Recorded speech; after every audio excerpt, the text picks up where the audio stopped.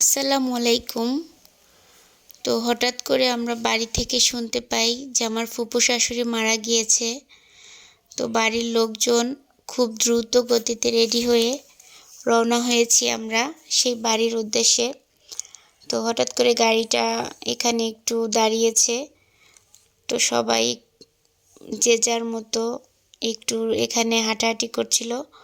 তো আমরা আস্তে আস্তে ফজরের আজান দিয়ে দিল। তো সেই সময় আমরা এই বাড়িতে পৌঁছে গেছি। তো এই বাড়ির অবস্থা তো মৃত বাড়ির অবস্থা তো সবাই জানেন। আর সবাই শোক পালন করতে থাকে, কান্নাকাটি করতে থাকে, একে সান্ত্বনা দিতে থাকে, একে সান্ত্বনা দিতে থাকে। তো আমরা আবার পাশের বাড়িতে আমার মামা শ্বশুর বাড়ি, সেখানে একটু চলে এসেছি রেস্ট নিতে। তো একটু রেস্ট নিলাম।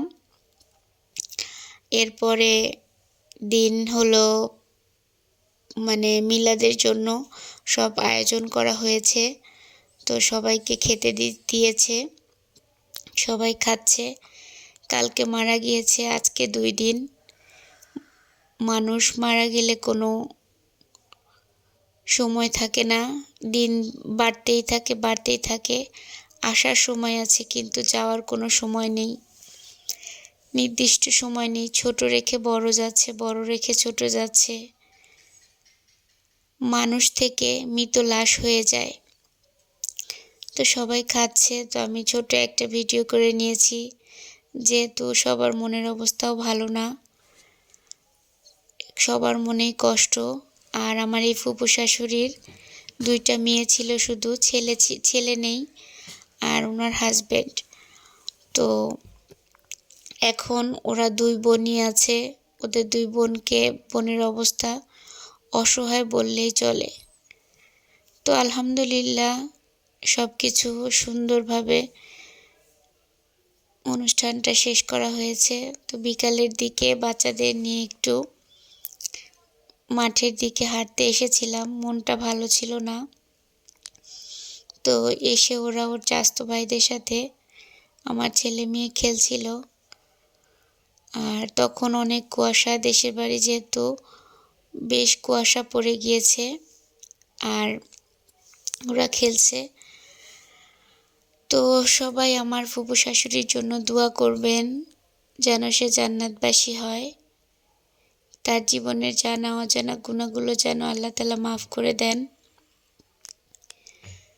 পৃথিবীতে ভালো খারাপ মিলেই মানুষ।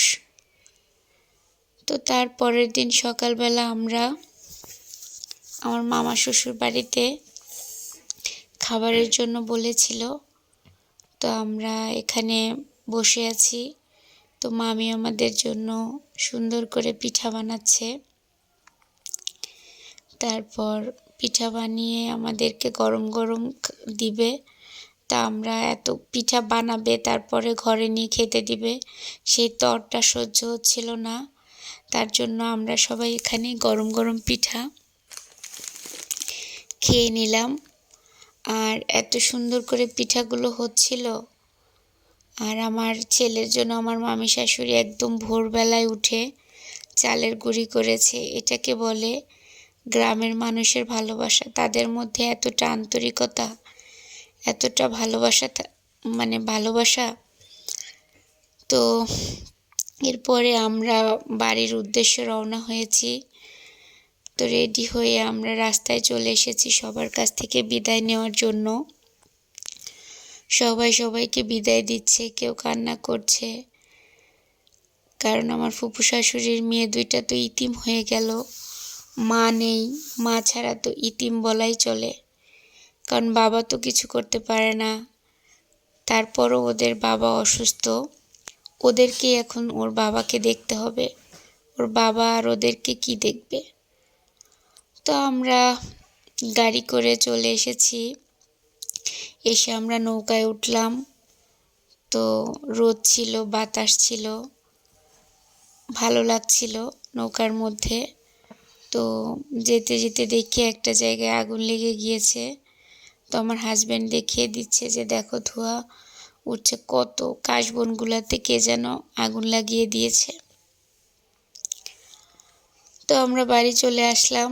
আর বাড়ি চলে এসে পরের দিন ভোরবেলায় আমার হাজবেন্ডও ঢাকায় যাওয়ার উদ্দেশ্যে রওনা হয়েছে, কারণ আমার ফুপু শাশুড়ি মৃত্যুর কথা শুনেই সে রওনা হয়েছিল। আর এই ভিডিওটা আমি 3 দিনের করেছি। 3 দিনের ভিডিও আমি একদিনে অ্যাডজাস্ট করে আমি ভিডিওটা বানিয়েছি, কারণ যেহেতু ছোট ছোট করে ভিডিও করা হয়েছিল, সময়ের অভাবে আমি এক দিনের ভিডিও দিতে পারিনি। তো 3 দিনের ভিডিও একত্রিত করে আমি ভিডিও দিয়েছি। আর আমার ভিডিওটা যদি ভালো লাগে তাহলে অবশ্যই লাইক, কমেন্ট এবং সাবস্ক্রাইব করে আমার পাশে থাকবেন এবং আমাকে অনেক দূর পর্যন্ত এগিয়ে নিয়ে যাবেন। তো আমার হাজব্যান্ডও ভোরের দিকে রওনা হয়েছে। কুয়াশা ছিল, সূর্য সবেমাত্র উঠছে। শীতও ছিল আজকে, মানে সেদিন অনেক শীত পড়েছিল। আর এই তো গাড়ির জন্য ওয়েট করছি। বাচ্চারা ওর আব্বুকে বিদায় দেওয়ার জন্য রাস্তায় চলে এসেছে। তো আমার হাজব্যান্ড গাড়ি পেয়েছে, ওকে বিদায় দিয়ে দিলাম। আল্লাহ যেন সহি সালামতে তাকে পৌঁছে দেয়। আজকের ভিডিওটা এ পর্যন্ত।